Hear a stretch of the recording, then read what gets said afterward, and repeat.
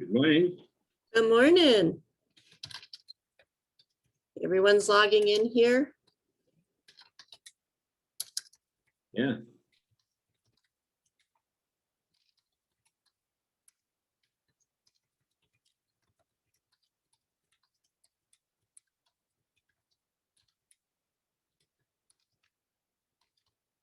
All you have to do is mute them. Thank you.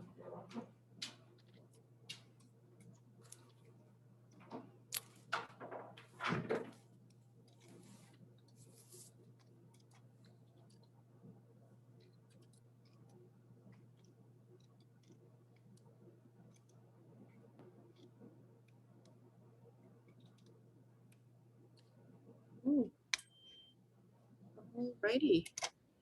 Please go ahead and place your facility name and each individual who's on. Folks, you know the drill. You're rolling. Very good. Thank you. And we'll get started in just a moment.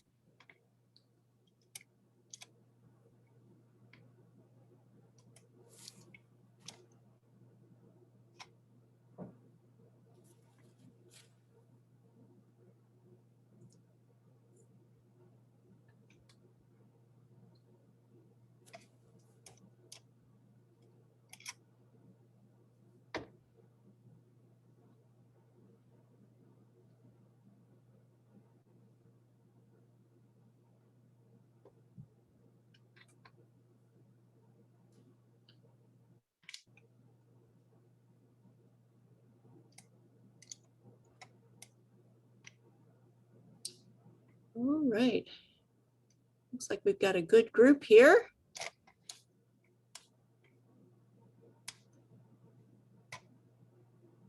So I'm going to begin by sharing my screen. And let me, we are at session 14 today. And our topic today, let me bring that down. Our topic today is social isolation. And I'm delighted to introduce you to Maggie Rogers on there. And Maggie, unfortunately, my cut and paste from the website of the Geriatric Workforce Enhancement Program put one of your videos, but you're off there to the left. I'm so sorry, Maggie. Oh, that's okay. Wait, No problem. and tell everyone your role here at Johns Hopkins. Hi, everybody. I'm a recreational therapist, and I get the pleasure of serving the dementia delirium population throughout the hospital at this point. So I get to go in and get to see what they're all about. And Maggie is also an educator working with Jane Marks. You all met Jane Marks last week as a nurse educator in our Geriatric Workforce Enhancement Program. And there are videos on our website that I will link you to during this session. I think are wonderful examples of managing social isolation, loneliness, developing care plans for dementia, and particularly during this time of COVID. Maggie, we are at week 14, and on today's call are administrators, directors of nursing, nurses, quality improvement nurses, and nursing assistants from Pennsylvania Genesis facilities. And later this afternoon, we'll have our own Maryland facilities that you'll get to work with. Some of those folks, you're going to recognize those names. But today we're in Pennsylvania, my old alma mater, and Maggie, I have to tell you, this group is so important to me because some of my own family members have been cared for and even cared for recently by individuals on this call. Isn't that fantastic? That really is fantastic. Good. And let me introduce you to Dr. Victor Boguslavsky. He is a quality improvement expert with the IHI, and he joins calls and shares with the group quality improvement tips, strategies to carry out the great work we're doing, how to collect data, analyze data, plan quality improvement. Nice to meet you.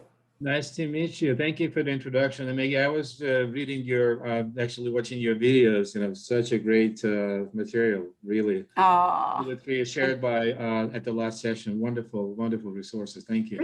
Great. Absolutely. Jane Marks is on another call right now, so she'll be with us this afternoon, but not this Okay. morning. But so we'll Great. carry on with our program. So our learning objectives and for the next hour are to identify ways to incorporate the voice of our residents and caregivers to improve activities, quality of life, what matters, and to identify strategies to address social isolation among the residents that we all serve during this time of COVID-19.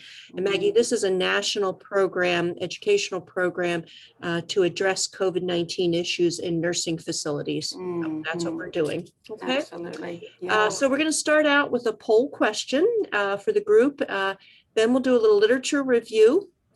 And then we'll have our usual group discussion that Maggie will certainly encourage your participation.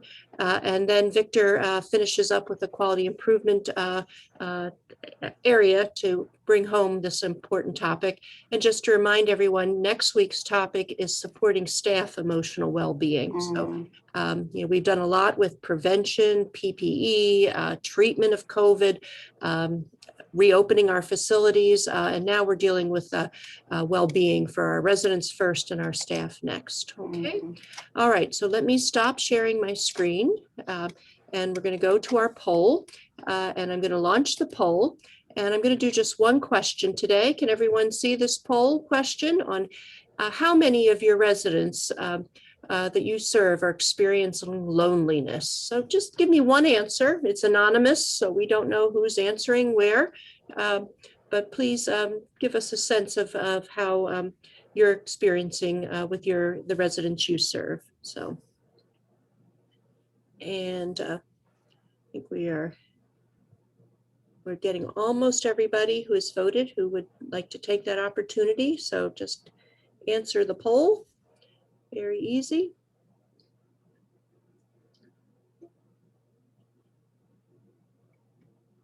All right, we have, people are rolling here. Good. We've got 34 of 39 responses, so I'm going to end the poll. And here are our answers. I think we're all experiencing for our residents, many of them to most all, but certainly some nobody said none. And we realize how common loneliness is, more so during the pandemic than even before. Let me go to the literature review, and Jane Marks assisted with this literature review today. So I'm going to share my screen again and go to our next slide.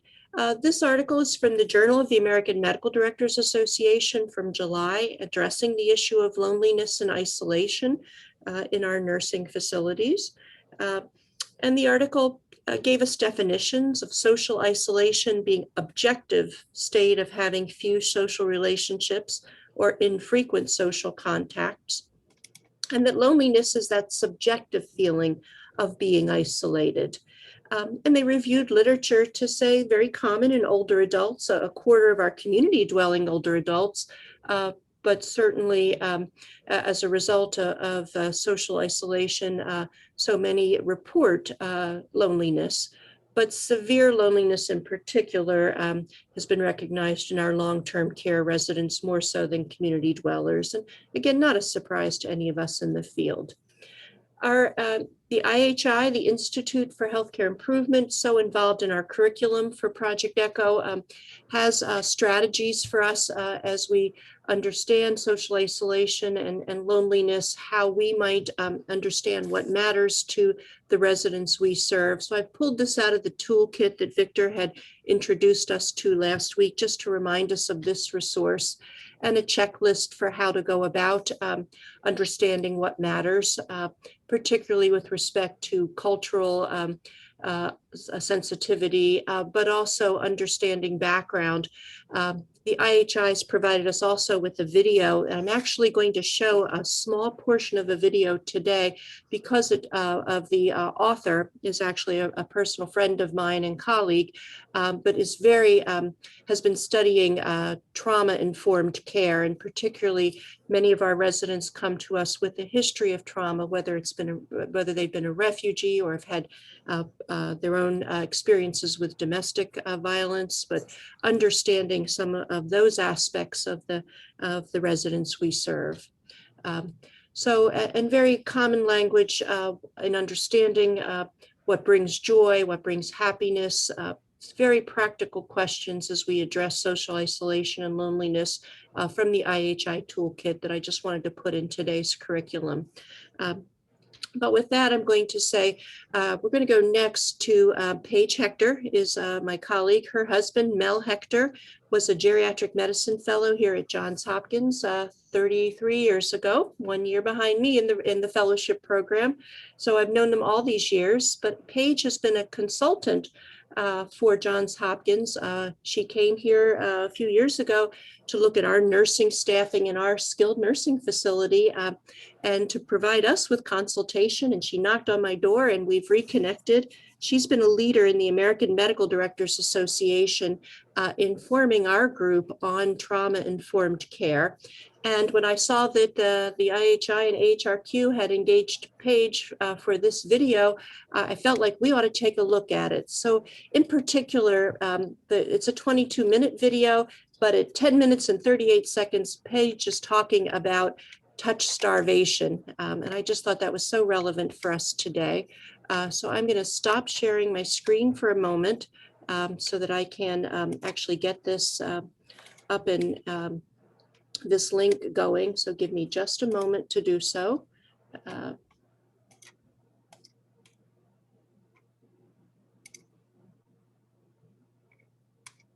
I'll start sharing my screen again. For Dr. Moxon during his set. Okay. And let me get to the 10-minute section here.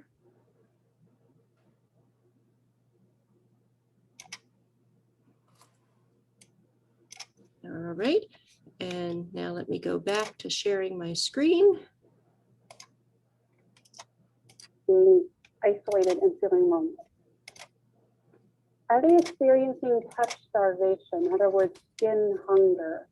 Literally, when physical contact is limited or eliminated, we can experience touch starvation. So instinctively, as people, we want to touch people. We want to hold and hug and caress.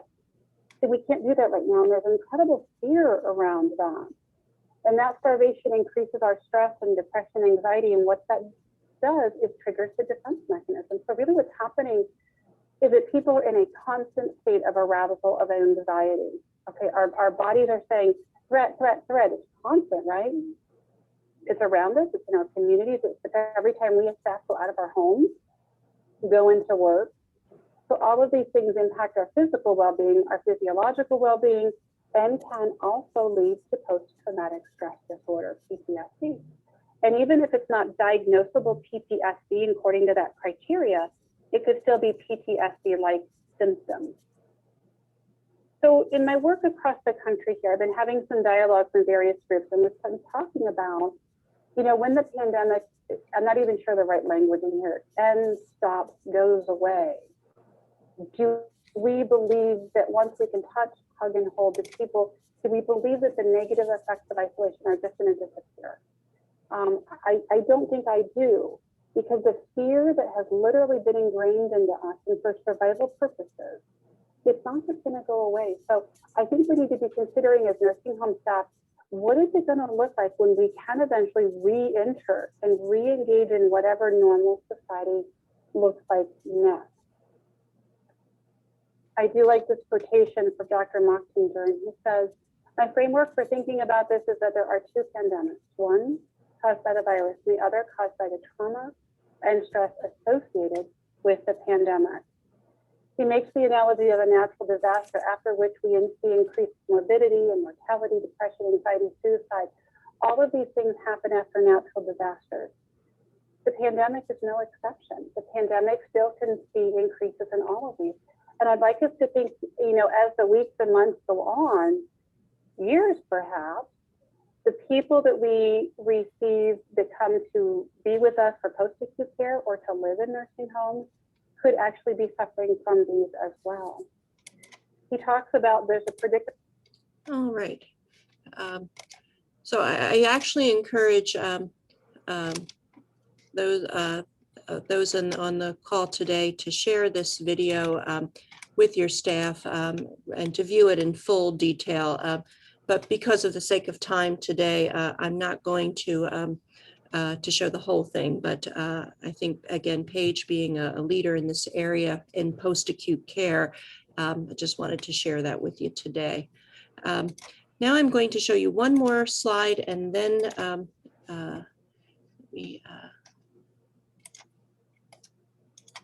and this is the website for the Geriatric Workforce Enhancement Program here at Johns Hopkins. And some of the videos that Jane Marks talked about. And now that I'm going to turn the discussion over to Maggie Rogers to talk about her experience with dementia patients and how she's, her tips for managing social isolation and loneliness. I just wanted to share with you these resources as well. And with that, I'm going to stop sharing my screen and ask Maggie, just share your experiences here and the work you're doing. Sure. You know, it's been my pleasure for quite a while to be able to serve the dementia, delirium folks. But with the pandemic, it certainly has thrown another twist into it. They no longer have their loved ones to come to support them. We become their loved ones. We're the familiar face. We're the one that can bring some peace into a room sometimes that isn't so peaceful. And we do that in many different ways. Most of all, getting to know that individual. And like you, Dr. Ballantoni, I also have loved ones in facilities I cannot reach at this point. So I want to thank everybody out there that is reaching my loved ones, because that's so important to me also. But as I enter, I always have a smile, try to get next to them a little bit, let them know they're okay, find out their name. How are you today? Simple questions. Just like we're meeting for the first time on the street, they're still people. They still have that yearning within them to have company, to share something. Our body language speaks loudly, and that's very true. So we want to be as endearing as we can at this time. A lot of times what we do is we find that certain activities will bring them peace. Things that they've done in the past. If they were housewives, get those towels out. Let them fold the towels. They can stay in their room. You can take them apart and give it to them again, just so they don't see you doing it. Give them a purpose for their day. They're valuable, and they need to know they're valuable. We become their everything at this time. There's no doubt. So in many different ways, whether it's introducing a coloring page or folding towels with them, listening to some music they enjoy, we have to get in there and get to know who they are, because we can't do the things we enjoy. We need to do what they enjoy. Sometimes it's making that phone call to the family, finding out a nickname, a schedule that they always kept, what they always loved to do with their life, and try to help them enjoy those things still. You know, it's the simple things. I have a patient right now. You know what made her happy? The happiest thing. I could have stood on my head and juggled the other day, but the happiest thing for her was a piece of gum. A stick of gum, guys. Sometimes that's all it takes. A real Diet Coke. Something that they really, really have a part of their everyday life. These are the things that make it work. These are the things that help these folks. We don't have to use anything extravagant. We just have to use our skills, our personality, and our endearment. How do I communicate it with the staff? Here at Bayview, we have a sticky on our chart that I put all the interventions on there. I talk to the nurses personally, talk to the techs. We all get on board. Hey, her name may be Martha, but she doesn't like that. She wants you to call her Sarah. You call her Sarah, you got it in. You can't get her medicine in her, call her Sarah. Sometimes it's music. Put a little music on, can do wonders. But most of all, it's the fact of getting in and getting to know them. It would be, I always use myself as an example. My given name is Margaret, as you can see. If you call me Margaret, you don't know me. You call me Maggie, you got a foot in. And after that foot's in, it's amazing what we can help. Our nurses, our fellow nurses, our techs, our nursing assistants to be able to accomplish what they need to with that patient that day or with that resident that day. It really does work. In healthcare, we get to know them very well. You know who wants that extra blanket. You know who needs to know that they have a smile coming from you, from no one else that day. We are their everything right now, folks. Used to be great to see the families come in and them interact. As we know, that doesn't happen. We have a bigger job now than we've ever had, but it comes from the heart. So get to know your residents, and I'm sure you do. You know those little tips. Who wants extra mashed potatoes? Who wants an ice cream at 3 o'clock so they won't sundown so bad? Those little tips go very, very far. Our nurses around here have learned to look at that sticky. Oh yeah, wait a minute. Oh, that's true. Let me try that. It can really make a difference in their lives and in our lives too. Because if we can help them, we're really helping ourselves too, aren't we? It's a big circle. It's a big circle. So we just reach out, dig in there, get to know about them, find their little likes and dislikes. It really does work. I don't know if there's anything specific I can help you with. I'd be glad to do that. Thank you, Maggie, for giving that wonderful overview, and I've witnessed it. There were times when I would call Maggie in when I'm trying to do an evaluation because I knew that that individual would connect with Maggie in a way that me and my white coat and stethoscope would not work. So certainly a team. Maggie, some of this group is wonderful at sharing their experiences, and I'd love for some to begin to do so. Some have begun to write in the chat box, and so I'm going to take the opportunity. I'm going to start with Noel Santiago, who said they love bingo and law and order. So Noel, is it you who's there? And if not, who is it? But unmute and share your experiences, and I know Maggie will have wonderful comments as well. If you're able to unmute, Noel. So I see Noel's name, and some of the folks cannot unmute, but if you do at any time, stop me. But otherwise, I'm going to go to Francis Hutchins, who also had some wonderful comments in the chat box. Francis, are you able to unmute? So I'll speak for Noel. And this is Kelly from Edge. I'm sorry, I'm having a hard time, a little technical difficulty. No problem. If I can. Kelly, tell us your role there at the facility. So I'm the CNE here at Edge Hill Center, and I have the pleasure of working with Noel. And you know, law and order is big here in our facility. You know, just little things like that, understanding that that's the channel that they like to watch, you know. Absolutely. And then coming into the room and sitting there, you know, for a couple of minutes, oh, what's Stabler doing this week? Those little connections, they really enjoy. And, you know, it's a bit of a bonding time, not just for them, but for us as well, you know. A pause in the day for any reason to sit and talk to our residents is always a wonderful thing. But you know, mutual, something that we like, that they like, it's, you know, conversation, and it's engaging. So Noel is absolutely correct. Law and Order, SVU, Special Victims, all of them are big shows in our facility. And that's great. That's great because number one thing, you're engaged, you know, and that's what these folks need. They need presence. They're missing the presence of their loved ones. We're it, as you know. So whether it's law and order or whatever, you're present, you're accounted for, and they know they are too. We just received our, and I'm probably going to say it wrong, where we are open for restricted visitation in our facility. And so we were fortunate to get the little hug arms where you can, you know, put. Just recently we had a visit, and you know, our recreation director, you know, was able to capture that moment where one of our residents who, you know, has cognition issues, were able to hug her daughter and shared it, and my administrator shared it. It was so special the look on her face, the look on her daughter's face, it was priceless. And we just live for just more of those moments where they were able to at least embrace, as protected as we could make them and as safe as we could keep them. They were able to share that moment. So we really appreciate those opportunities. Yeah, as in the past, we just saw that and it was just a hug. But now it's a hug. How we've come to appreciate that. Good job.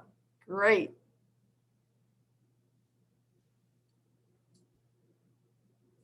Who else would like to share some of their tips, pearls, experiences in managing social isolation and identifying loneliness, seeing what's happened with the effects of loneliness and social isolation in your residents?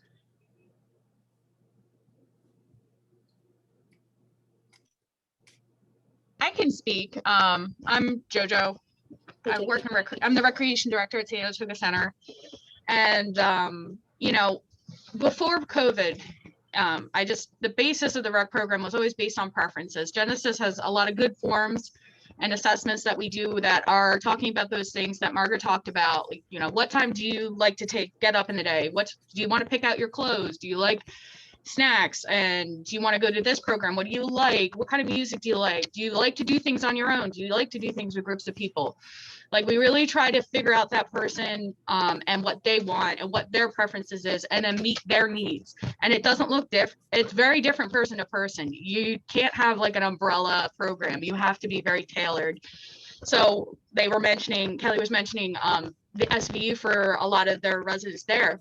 But then you might have a resident that hears that and it's triggering, maybe they are a vet and it's triggering PTSD, or maybe you have someone who is a victim of sexual violence and it's that kind of a show. And so even to the point of what not to show to that resident has to be in your mind when you're setting up a program for them.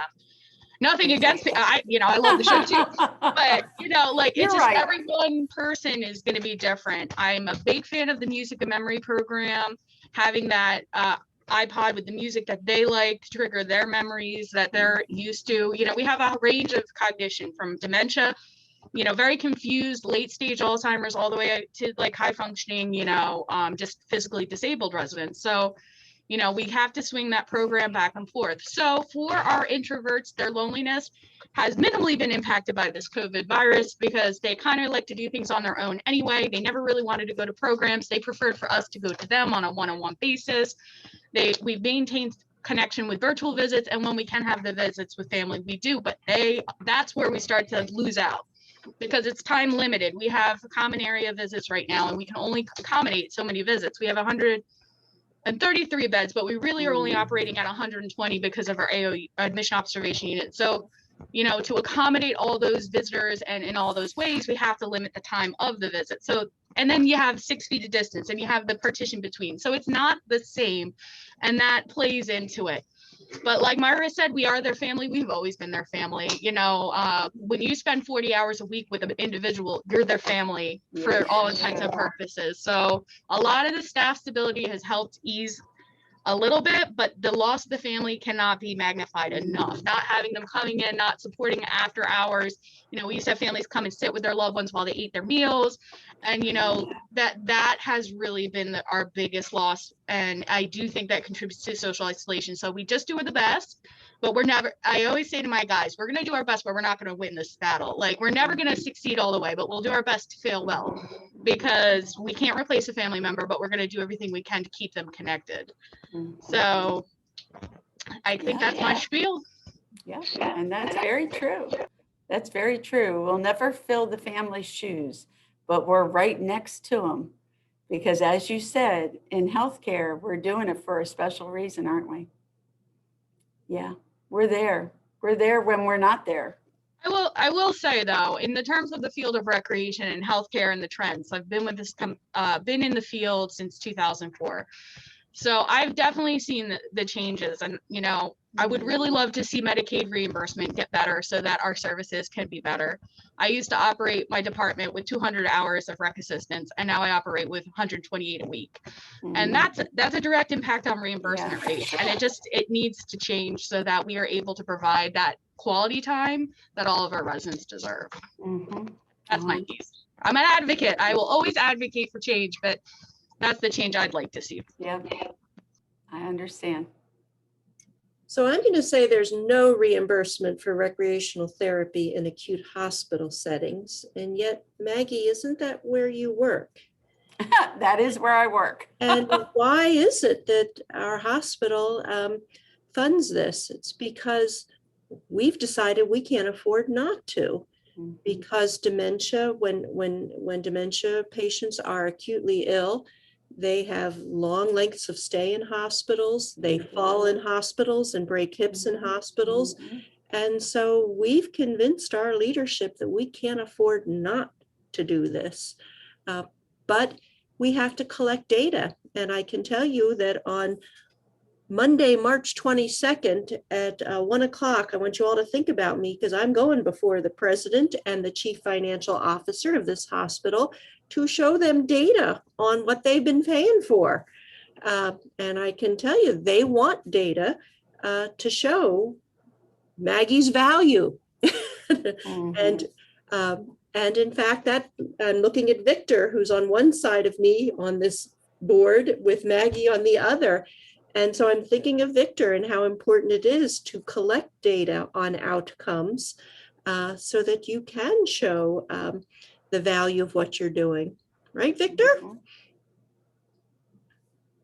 Yeah. So true. So true. And I know we've got some corporate leaders on this call who are listening very much and have some data here on hours of recreational therapy. So, I have to say, my building has been great. And I really do feel like Genesis is giving us what they can. And I really think, you know, what I've seen in the changes is just reimbursement. We went from getting more money for services to less money, the same amount of money for services despite inflation. And you can't operate the same model if it's not meeting the changes in our inflation rates and things like that. And, you know, we're seeing more skilled acuity mix and more dependents. When I started in 2004, you would see the type of residents I now see in assisted livings, you know, so the acuity mix is a lot higher. And it's just, I just don't feel like long-term care gets the attention it deserves from a reimbursement standpoint. And I'm not saying from a Genesis standpoint, I'm saying from Medicaid. I mean, we get better reimbursement from Medicare and insurance when they're there for rehab, but it doesn't change the fact there's still a need for our long-term care population, and a majority of them are on Medicaid services. And if we're not even getting reimbursed at what we're putting out to take care of them, that's a problem. And we're offsetting costs with Medicare and insurances, but that's.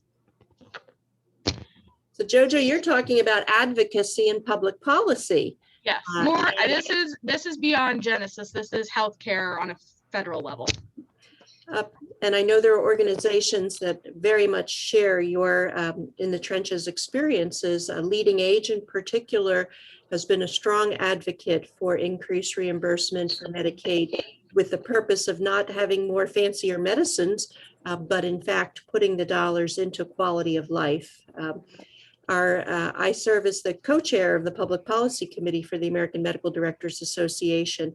We certainly lobbied very hard to have the change in reimbursement to fund our increased medical acuity of the patients we serve. So we were part of that piece, but I will go back to my committee at the next meeting and share your comments, Jojo, about we can't forget about the importance of quality of life as we're giving fancier medicines.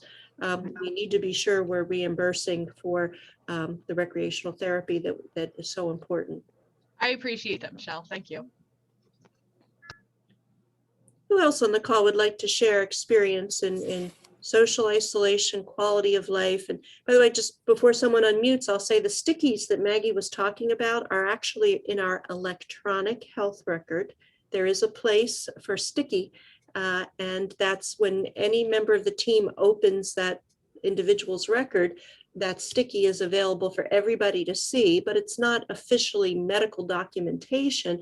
But we are using that form of communication because in our world, that is how we often communicate efficiently. But I'm sure in your facility, you have a different way. We've talked in the past about our day-to-day huddles as we're handing off care. And as we are communicating corporate policies, new policies, changes, particularly related to COVID and how frequently things have changed with respect to PPE and quarantines and visitations, but sharing the handoffs, those warm handoffs, and just as Maggie mentioned, what name, particularly for a new resident, what are their likes? I remember many times worried about hydration, and Maggie would say, well, let me just go in and give them some tea. And we prevented some IV fluids that are expensive by giving some afternoon tea. Okay, who else would like to share?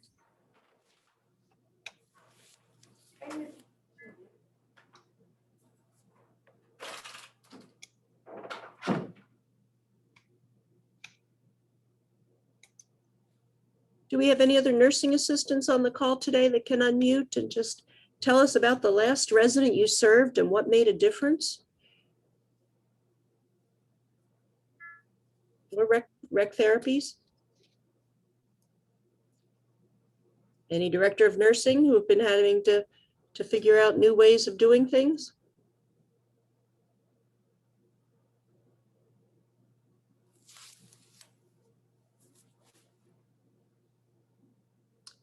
I'm going to call on Tara. Tara, come on, unmute for me today. Come on. I had Tara. a feeling you would.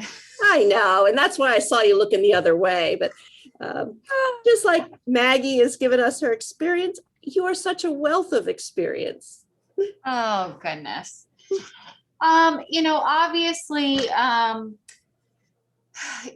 getting outside is really important to the residents here.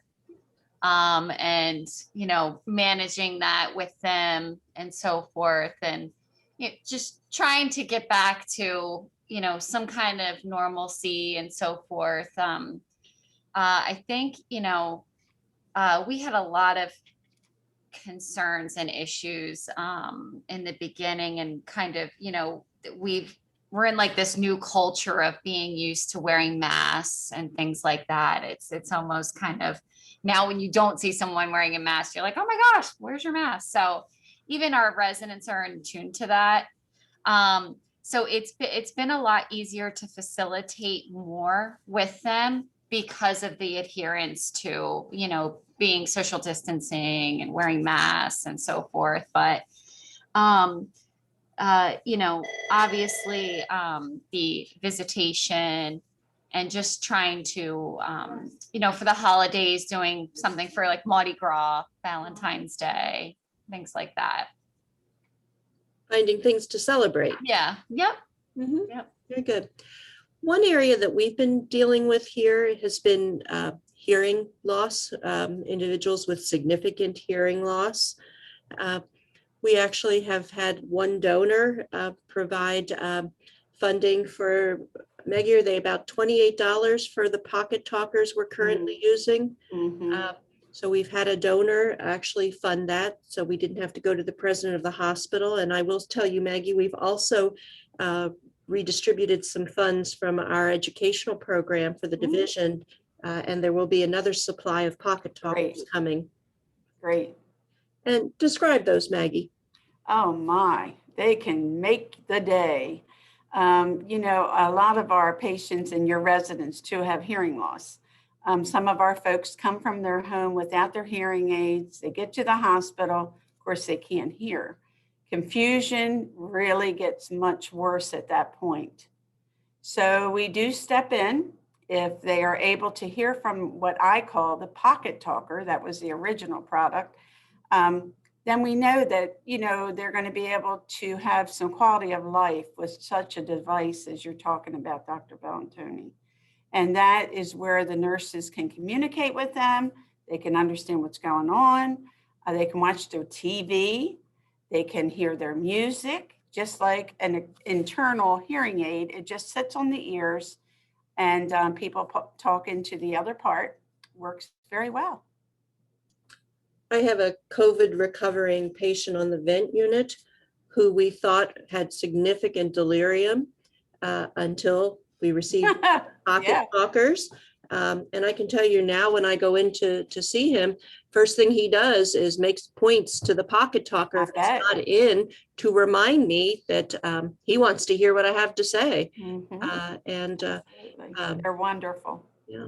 So They are I think they're about $28 right now, the ones we're using. And I know we were always looking for a bargain. And I know many of the long-term care residents may have their own devices, but sometimes you don't need the $6,000 hearing aids. You need something simple to amplify. And for those who don't have the very expensive hearing aids, it does offer us a very inexpensive way to communicate. And with infections, we've just decided for those who leave us that they leave with their pocket talker rather than reappoint those. And yeah, when I go before the president, Maggie, I'm going to ask for a budget for that. Yeah, they're really great. I had a lady not long ago and they said, Maggie, I don't know if the hearing aids are broken. What's wrong with the thing? So I went over and took them out. And as we took them out, they weren't whistling. So we turned it up. Well, she had fiddled with them. The hearing aids were fine, but she had fiddled and she had turned the volume down. And I said, can you hear me now? She said, oh, I can hear you now. But that's not always the case. Sometimes the hearing aids, it's amazing what these folks do to their hearing aids. You know, they step on them, they're broken, they lose them, just like dentures, you know, how quick it is to lose hearing aids. So the pocket talkers have been such a big lifesaver. And I will add that there are times our medical team actually has to put an otoscope in the ear and remove some wax, which is, you know, not a high-tech medical intervention. I don't know that we get paid a whole lot to do it, but you know what? It makes a difference. Yes. And for some, particularly for our new residents, but even those who've been with us, if we notice that their hearing is more impaired, sometimes it's as simple as an ear lavage will make that difference. Yeah, that and reading glasses. That's my other big investment is our dollar readers. I get all different prescriptions and I just fitted somebody this morning for a pair, so his quality of life. He can see his magazine. The glasses didn't come with him, but now he can read. What a difference. Those little things. Maggie, is there any other equipment that you have found or any other, I don't want to say props, tell me what the right word is in your activities? Well, a lot of the times we just use actually very basic things. We may use construction paper for them to sort, playing cards for them just to fiddle with. They don't really have to play the game. You could use cups. You could use anything that's safe for that particular resident. You don't want to introduce something high tech, something odd. They're not going to understand it and it's going to be frustrating. Sometimes I'll just take a deck of cards. If it's a patient that I know can't play cards, no problem. They need something to fiddle with. So I put that deck in front of them and maybe we'll just sort by color. It works. It keeps them busy. And trust me, they'll do that long after I've left the room. They'll be still sorting those cards out, folding towels, folding washcloths. Stuffed animals can be a big thing. Something to nurture, something to make them smile, something to hold on to. Just the simplest of things.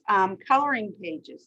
The only thing is you have to know your resident there too, because you don't want to give them crayons or marker tips that they may not keep out of their mouth. So we have to really know our resident before we present any of that. And I'm sure everybody's out there doing the best job they can. We're just trying to use the basic things during all this pandemic. And it's working. It's working. They're simple, simple, simple objects. Just every day, nothing. I don't know. Some people think that they have to introduce something wild and extravagant. Forget it. Simple, basic, and music. Maggie, I do hear from your comments also the act of having the resident doing something rather than just watching a screen. Absolutely. So I think some of the facilities are having that do have intranet type of television stations or that but they're putting on there a chair exercise program or a, you know, a Simon Says That's right. type of, but something to engage and not just watch passively, but to do, right? Absolutely. Absolutely. And even though they may not be able to follow through with all those exercises, they're hearing that music and they're probably moving something. And that's great because, you know, somebody's actually leading that. They're talking them through. And that's good. That's interaction there too. Yep. The busier you keep your hands and the busier you keep your mind, usually the happier you are. Not overstimulate, but just stimulate it enough so we can get some peace. Anyone else have any comments or activities to share with this topic of resident social isolation leading to loneliness? Any particular resident experience where you've made a difference and seen that individual losing function and what you did to make it to prevent that advancement?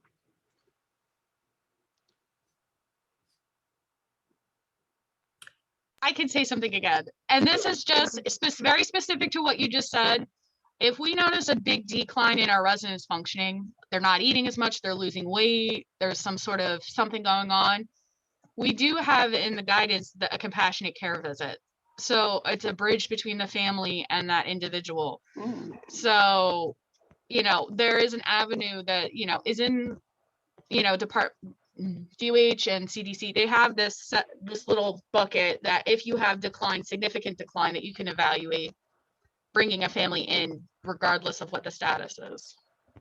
But you have different procedures, a different process, and, you know, and it's not typically a routine thing unless that is the thing that is absolutely required that individual will eat or something like. So. You know, that reminds me, Jojo, of a COVID recovering patient with a stroke as well. And so many of our COVID patients have had strokes and who completely neglected the right side. And just what you said, not making progress and declining. And we brought the loved one in to stand at the right side during rehab sessions. And I can tell you, it made a difference. Of course. And so what you're saying resonates. Yeah, it definitely, yeah. And one other thing for recreation, again, back to the music, you spoke of stroke patient, you reminded me, we had a guy come in with rehab, he had aphasia from his stroke. And his family member was so distraught. This was pre-COVID though, but his family member was so distraught because she couldn't talk to him and he wouldn't talk. Well, she could talk to him, he wouldn't talk to her. And we found that he can sing still because rhythm is on the other side of the brain. Yeah. And so we started singing with him. And if we sang a song with him and asked him a question, he could answer it. So he would sing the answer, but he would get the answer out. And this was a way that the family member then was able to feel like they could do something with their loved one and practice that and build that using recreation. Great. It's kind of speech too, but yeah. Yeah, great. So I confess I've walked by rooms hearing Maggie singing all sorts of songs. I do sing. I don't know that I'm the greatest, but at least they know the words too. A lot of fun. And it also brings up staff, our topic for next week. Having that bit of joy. Yes. It makes it more pleasant for all of us, right? Maggie's smile is infectious, and in a good way, in a good way. And by the way, her pickles are the best. Homemade. Let me just put a plug. We've got the Pennsylvania group. I'm sure there's some good folks with pickle recipes here. But I got to tell you, since I've been in Maryland, Maggie makes the best. Oh, well, thank you. I'd love to do it. I'm going to go to Victor for quality improvement comments. Okay. Well, what a great conversation. Thank you. I was thinking about this particular session, and I thought maybe I'll put the slide, but then I said, okay, I'll just wait. I'll probably make the slide for the next session. The reason for that is actually because we spoke over the last, and for Maggie, actually, for you to know that over the past 2 sessions, we spoke about various QI tools that you're probably familiar a lot, this process mapping, We spoke about sort of cause and effect diagrams, that helps you to put some, thinking around the particular problem or plan or aim, and how do you organize your thinking around that. Then we also discussed the driver diagram, which also helps you to think about more of the process strategies to achieve, a set aim or a vision. So, and then at the last, diagram, I left it open purposely so that, we spoke about the primary drivers, we spoke about the secondary level drivers, like more activities or strategies, and then changes, because it's all about changes, right? We are talking about the process and how do you plan for change? How do you implement that change? And what change do you think you make that actually leads to the improvement? And how do you measure that? Of course, because I keep asking this question about measuring, because how would we know that the change you're planning is really getting to the improvement? And I was just listening to the conversation from you, Maggie, and actually, as I said, I watched the sort of the video, which I like the point you said, okay, try this, try this, try this. If it's not working, change it. And the question is, and actually the question I had for you too, at what point you make that decision, okay, I'm going to change it. It's not really working. Are you doing through the measurement? Are you doing through some sort of feedback or something? Because it's all about changes. And I will speak next session about the PDSA, but it's a sort of like a PDSA, the Plan, Do, Study, Act, a very much QI term, but this is what PDSA is about, really. How do you make the change? And how do you learn from the change? And then the question is, how do you really sustain that change through many residents who have various needs and preferences? Maybe you can just comment a little bit about the question of the making a decision about the change. And I had another question for Gianna about the measurement, because she seems like described so well the QI processes that they have. And maybe you can tell us a little bit more about your approach to measuring. How do you really measure that? What are the measures you implement? How quickly you act on those? Wonderful conversation, but thank you so much. Back to you, Maggie. Maybe you can talk more. Yeah, I think what you're referring to is the video that Jane had shown. Is that right? Yeah, that's right. Caregiver activities I use. Yeah, so the changes that were spoken of in there are basic changes. And that was more on an individual level. If something's not working with that person, don't frustrate them, go on to the next. But that's the same with a group. I've led many, many groups, and it's being present in that group. It depends upon those residents or those participants, how well it's going to work. If it's something that they like, they're people like us, they're going to like it. It's going to fly. If not, you want to change it because you want to give them quality of life. You want to have them doing something they will want to do and enjoy doing. And basically, I think that's what was presented in that video. We're going to have some folks that aren't going to want to fold towels. No problem. Just go to something else. Don't let it frustrate you. Even as a leader, we can have all the plans in the world, but if it doesn't engage that particular group, it's time to ditch it and move on to the next thing, because we will lose them quickly. Their attention spans are very short. So we want to keep them engaged as much as we can to keep their behaviors the best they can be and overall happiness for the whole place. We know if our residents or our patients are happy, we're happy too. It's contagious in that way too. So I think that's what you're referring to. Yes, thank you.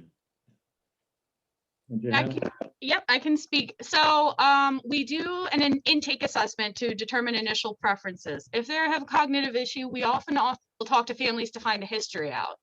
We use this information to create a plan of care for each individual. And if it's very important or somewhat important to that individual, we put it on a participation record. We document daily on participation. A resident can be actively engaged, easily redirected, responds to verbal physical prompts. It all gets coded into their documentation. So some of it is independent pursuits, such as watching TV, looking out the window, meditating, praying. That's the stuff they do on their own, and we document that. We also document what they do when we engage them. So if it's a one-on-one activity, then we document that with a special code to signify we did something with them. And then there's one for program group participation. So when we look at this, we look at it quarterly, but if we notice a significant change, that goes quick. Like usually we'll do an assessment in between the regularly scheduled assessments, but we're looking at what are they doing? What's their cognitive level? What is important to them? Are they engaging? Are they not engaging? Are we not meeting their needs? What time of day are we approaching them? Are they better at night? Are they on an altered sleep schedule? Do we need to do night programs versus morning programs? So we start to adapt our program. It is always evolving. It never looks the same from year to year, month to month, day to day. It's always a different program. Sometimes we have a very heavy one-on-one caseload. Sometimes it's more program focused.